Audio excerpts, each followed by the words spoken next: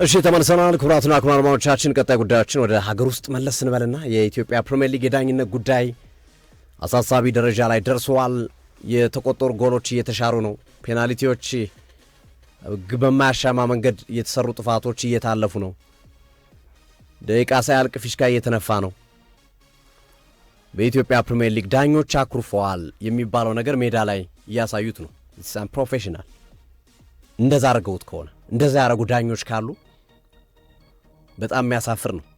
እና ኢትዮጵያ ፕሪሚየር ሊግ ላይ ያሉ ዳኞች ደሞዝ እንዲጨመርላቸው ውላበል እንዲጨመርላቸው ጠይቀዋል። እንዲሁም ከሁለት ከሶስት ሳምንት በፊት ማጫወት እናቆማለን ብለው አመጽ ሊወጡ ነበረ አስታውሳለሁ። በኋላ ላይ ትተውታል። ግን አሁንም በዛ መንገድ ተቃውሞ የሚመስል መንገድ ያለው በጣም የወረደ ዳኝነት በኢትዮጵያ ፕሪሚየር ሊግ እየተመለከትን ነው ያለው። ያው ሁሉም ድርሻውን መውሰድ አለበት። የኢትዮጵያ ፕሪሚየር ሊግ አክሲዮን ማህበርም ራሳቸው ዳኞችም የዳኞች ማህበርም የተፈጠረውን ክፍተት እንዴት እናርግ የሚለው ነገር መታየት ያለበት ይመስለኛል። በዋንጫ ፉክክር ላይ ተጽዕኖ ይፈጥራል፣ ባለመውረድ ላይ ተጽዕኖ ይፈጥራል። ይሄ የቡድን ስሜት ይጎዳል። ዳኞች የሚወስኑት አይን ያወጣ አላስፈላጊ ውሳኔዎች እና የኢትዮጵያ እግር ኳስ ላይ ጥላው ሰሞኑን ከፍ ብሎ አጥልቷል። በፊትም አለ የዳኞች ስህተት፣ ቫር የለም ይጠበቃል። የዳኝነት ስህተት ግን አይን ያወጣ ሲሆን ግን የዳኝነት ስህተት ሳይሆን የሚባለው አይን ያወጣው ስህተት ከዳኝነት ስህተት ይልቅ ዳኝነት ስህተት ብለህ በቀላሉ የምታልፈው ሳይሆን መድሎ ነው የሚሆነው። ወደ መድሎ የሚሄዱ አድሏዊነት የሚመስሉ ነገሮችን እየተመለከት እንገኛለን። አሉቲ በኢትዮጵያ ፕሪሚየር ሊግንም በጥብቅ ከሚከታተሉ ሰዎች አንዱ ስለሆንክ እኛ ያው በቴሌቪዥን መስኮት ካልሆነ አንተ ቢሮህም ይመቻል ቅርብ ነው። በደንብ እንደምትከታተል ሰው የተወሰነ ሀሳብ እንስጥ እና በኋላ ላይ ምን ይመለሳሉ። በተለይ ሰሞኑን ኢትዮጵያ ንግድ ባንክና ሲዳማ ቡና በነበረው ጨዋታ ላይ የተፈጠሩት ነገሮች እጅግ አሳሳቢ ነው። የሊጉን ክብር የሚቀንሱ ሆኖና እናያቸዋለን። የተወሰኑ ዳኞችም ተቀጥቷል የሚባል መረጃ እየሰማን ነው ከዚህ አላስፈላጊ ድርጊታቸው ጋር በተያያዘ። ይሄ ባይዘወይ ዛሬ እከሌን ክለብ ሊጠቅም ይችላል፣ ነገ ግን እከሌ ክለብ ደግሞ ተጎርቶ የሚያለቅስበት ነው የሚሆን። ስለዚህ አሁን ሁሉም ለቅሶ ከመቀመጡ በፊት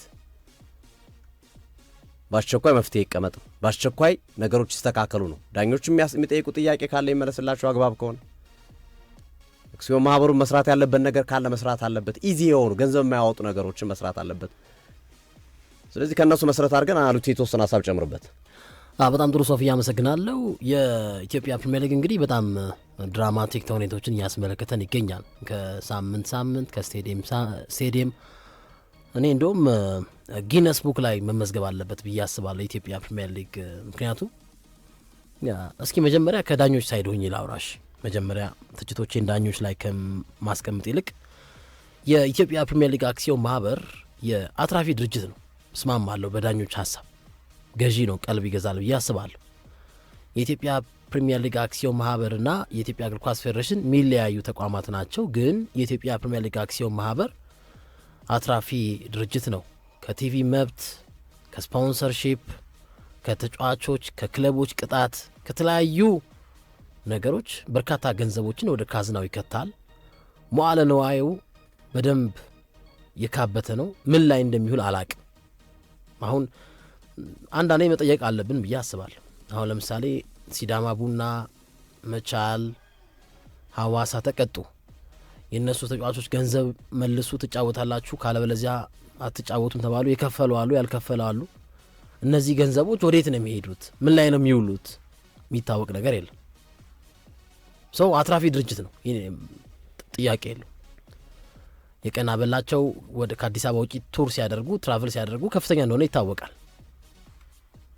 ያው ገንዘቡ መጥራት ስለማያስፈልግ፣ ስለዚህ ለዳኞችም ፕሪሚየር ሊጉ ላይ ለሚዳኙ የጨዋታን ህይወት ለሚመሩ ዳኞችም አስፈላጊውን የሆነ አበል መክፈል አለባቸው። ከፍ ያለ አበል ብዬ አስባለሁ። 7 ሰዓት ላይ ጨዋታ ያጫወት ከዚህ ቀደም 12 ሰዓት ላይ ከምታጫወተው የጨዋታ አበል እኩል ልክፈል ማለት ሰብአዊነት ነው ብዬ አላስብም። እንደኔ ስመለከተው 7 ሰዓት ላይ በጠራራ ፀሐይ የምታጫወተው ዳኝነት እና ፀሐይ ገብቶ የምታጫወተው ዳኝነት ይለያያል። ይገባኛል። ይሄ በዳኞች ላይ ይሄ በፕሪሚየር ሊግ አክሲዮን ማህበር በደንብ መጤን አለበት። የኢትዮጵያ እግር ኳስ ፌዴሬሽንም እጁን ማስገባት ካለበት ማስገባት አለበት ብዬ አስባለሁ። ግን ሌሎች ከኢትዮጵያ በተለያዩ በቴክኖሎጂ የጎለበቱ ሀገራት የዳኛን ስህተት ለመቀነስ የተለያዩ ተሞክሮችን ያደርጋሉ። የቪኤአር ቴክኖሎጂ አንደኛው። የቪኤአር ቴክኖሎጂን አልተገብርም፣ አቅሙ የለኝም፣ ባለሙያ የለኝም ምትል ከሆነ ደግሞ ከጀርባ ከጎል ጀርባ አንዳንድ ዳኛ አስቀምጥና ለውሳኔዎች ቢያንስ ከስህተት የጸዱ ውሳኔዎች እንዲመጡ አድርግ። አሁን ኢትዮጵያ ንግድ ባንክ ከሲዳማ ቡና ሲጫወት ኢትዮጵያ ንግድ ባንክ በውድድር ዓመቱ ቢወርድስ ኢፍ ያቺ ነጥብ አንድ ነጥብ ብታስፈልገውና ቢወርድስ እንዴ ኢትዮጵያ ንግድ ባንክ ደጋፊዎች ጥቂት ስለሆኑ ነው እንዴ ኢትዮጵያ ንግድ ባንክ የሚበደለው? የኢትዮጵያ ንግድ ባንክ ደጋፊዎች በጣት ስለሚቆጠሩ ተቃውሞ ቢያሰሙ ተነጥለው ስለሚወጡ ነው እንዴ እንደዚህ አይነት በደል የሚደርስባቸው? ከባድ ነው፣ ይገባኛል። አሁን ከዛ ርቀት ላይ ሆኖ ጎል ነው አይደለም ማለት ከባድ ነው። ግን ፕሪሚየር ሊግ አክሲዮን ማህበሩ አትራፊ ድርጅት ነው። ስለዚህ ከጎል ጀርባ ዳኛ መመደብ የሚችል አቅም አለው። አበል መክፈል ይችላል፣ ማድረግ አለበት። ከጎል ጀርባ ያሉ ዳኞች 3 ውሳኔዎችን ይወስናሉ። የማዕዘን ምት መስመር አልፏል አላለፈም ሬር ቢሆንም ከዛ የፔናልቲ ምት ላይ እነዚህን ውሳኔዎች ይወስናሉ። መከላከያ ከቅዱስ ጊዮርጊስ ሲጫወት ኢንተርናሽናል ቴዎድሮስ ምትኩ ይህንን ስህተት ሳስቶ አይተነዋል ከረዳት ዳኞቹ ጋር በመሆን። እንደዚህ አይነት ኢንሲደንቶች ሬር ናቸው። ጀርመን ከእንግሊዝ ሲጫወቱ የዓለም ዋንጫው የ2010 መስመሩን የላምፓርድ ጎል እንደዚህ አይነት ኢንሲደንት ነው ሲዳማ ቡናና ኢትዮጵያ ንግድ ባንክ ላይ ተፈጠረው። ግን ያንን ነገር መቀነስ ይችላል። ዓለም አሁን ኢረሮችን እየቀነሰ ነው። ጎል ላይን ቴክኖሎጂ አለ፣ ቫር አለ። እኛስ ያ ከሌለህን ደግሞ አንተም መቀነስ አለብህ ብዬ አስባለሁ። ጥፋቶችን ቢያንስ ከጎል ጀርባ ያሉ ዳኞችን ማስቀመጥ አቬሌብል ማድረግ አለብህ። ፈርስቲንግ። ሁለተኛ የአለፈው ዓመት ላይ የኢትዮጵያ ፕሪሚየር ሊግ ላይ ዳኛ መዳቢ የነበረ ዳኛ በዘንድሮ ዓመት የአንድ ክለብ ቡድን መሪ ማለት ምን ማለት ነው? ይሄ እግር ኳሳዊ ነው እንዴ? ፌር አይደለም። ክንዴ ሙሴ ዳኛ ነበር። ከዳኝነቱ በኋላ የዳኞች ኮሚቴ ዳኛ መዳቢ ነበረ። ከዳኞች ጋር በደንብ የሚተዋወቅ ዳኛን የሲዳማ ቡና እግር ኳስ ክለብ ቡድን መሪ ማድረግ ምን ማለት ነው እንዴ? ይሄ እኮ የሆነ ተጽዕኖ ያመጣል እኮ የሆነ ተጽዕኖ ያመጣል። እኔ ወደ አሰልጣኝነት ኮታ ውስጥ ብገባ ሶፎንያስና ግርማቸው እኔን ይተቹኛል? የሆነ ነገር አረ ሶፊያ ቀዝቅዙት እላለሁ እኮ። እንደዛ አይነት ነገር ያመጣል እንዴ? ቡድን መሪ ማድረግ ዳኛ የነበረ ዳኛ ኮሚቴ የነበረ which is conflict of interest። አሁን እያስኬደው አይደለም፣ ግን ያለፈው ስራው አሁን ላይ የሆነ ነገር ሚስሊድ ያደርጋል። ይሄ ልክ አይደለም። ከዛ በተጨማሪ ሌሎች ወጣት ዳኞች ስልጠናዎችን ይውሰዱ፣ ይቅሰሙ። ይሄኛው ዳኛ ይቀጣ፣ ይማር። እንዴ ዓለም ላይ ጊነስ ቡክ ላይ እኮ መመዝገብ ያለበት ጉዳይ እኮ ነው እኮ።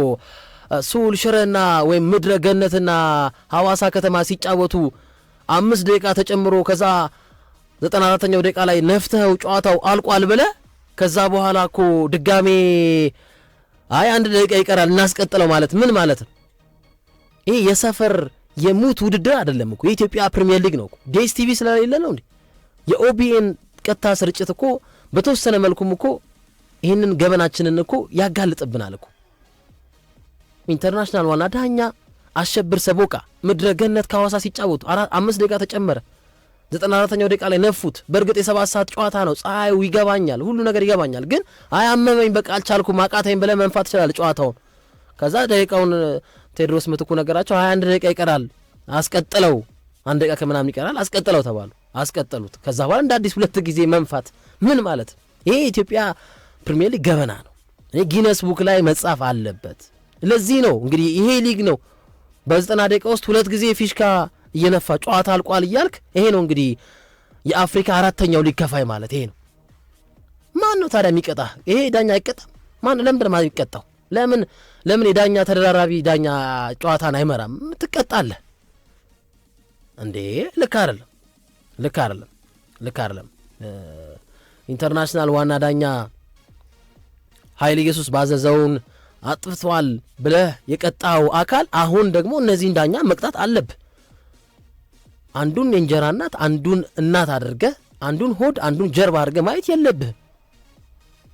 እስኪ ፉልሃም ከሲቲ ትላንት ያጫውቱ ዳኛ 93ኛው ደቂቃ ላይ ጨዋታው አልቋል ብለው ከዛ ደቂቃ አለ ብለው ድጋሜ ያስቀጥላሉ እንዴ? ይሄ እኮ የትም አማተር ሊግ ላይ ያለራሱ ሊግ እኮ እንደዚህ አይነት ስህተት የለም እኮ።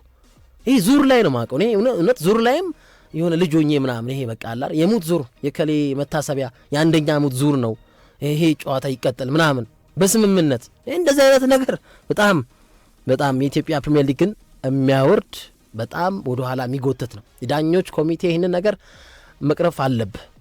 ዳኞች ላይ ያለው ቅሬታ ይገባኛል። መግቢያ ላይ አንስቼዋለሁ። በአግባቡ ተገቢው የሆነ አበል እየተከፈላቸው አይደለም፣ ቅሬታ አሰምተዋል። የኢትዮጵያ ፕሪሚየር ሊግ አክሲዮን ማህበር አትራፊ ነው። ያ አመራሮቹ ከአዲስ አበባ ወጥተው ሌሎች ቦታዎች ላይ ሲሄዱ ያላቸው አበል ይታወቃል። ፕሪሚየር ሊጉን እየመሩልን ላሉ ዳኞችም ደግሞ ካለው ወቅታዊ የኢትዮጵያ ኑሮ አኳያ አድ ማድረግ ያለብህ ነገር አድ ማድረግ አለብህ። በየሳምንቱ የሚቀጡ ተጫዋቾች አሉ፣ ክለቦች አሉ። ያ ገንዘብ ወዴት ነው የሚሄደው? ትራንስፓረንሲ ኤንድ አካውንታቢሊቲ እግር ኳስ ላይ ያስፈልጋል። እኛ ሲዳማ ቡና ባለፈው ዓመት ተበድሏል ብለን የተናገርነው እኛ ነን። አንዴ ፎቶችን ሲዘቀዘቅ፣ አንዴ ማስፈራሪያ ሲደርስብን፣ አሁንም ደግሞ ትክክለኛውን መረጃ ለህዝብ ከማድረስ ወደ ኋላ አንልም።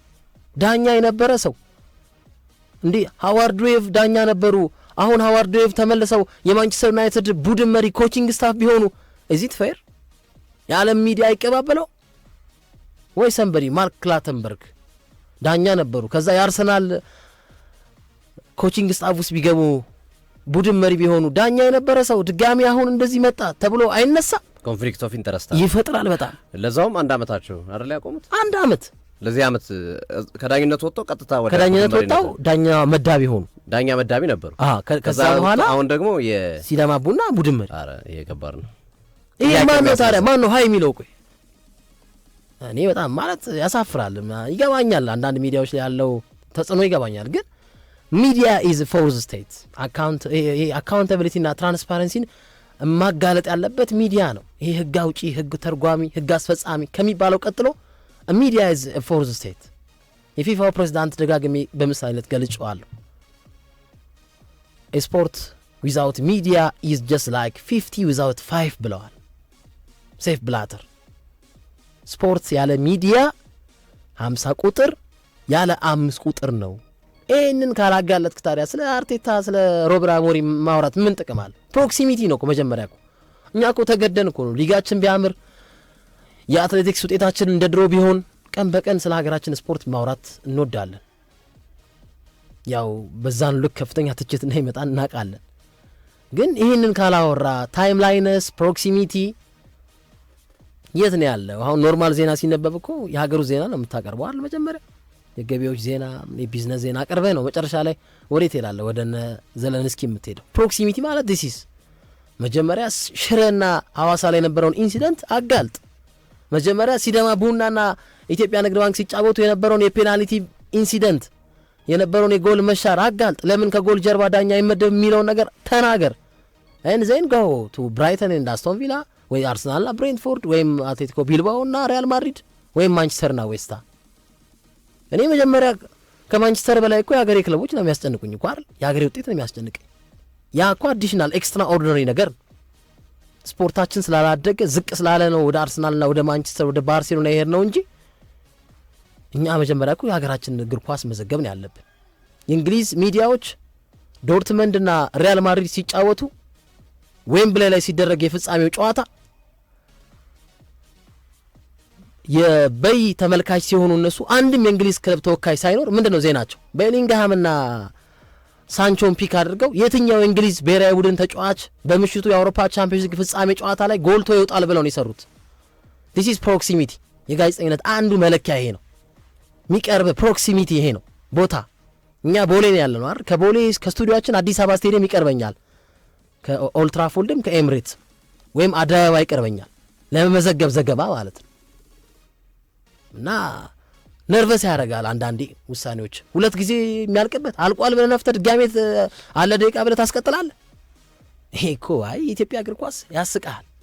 ይሄ ነው እንግዲህ 4 ሚሊዮን 5 ሚሊዮን 6 ሚሊዮን የሚወጣበት ለተጫዋቾች ዝውውር። እና ይሄ እንግዲህ እንግዲህ ከዚህ በላይ ማውራት አያስፈልግም። መፍትሄው ቀላል ነው።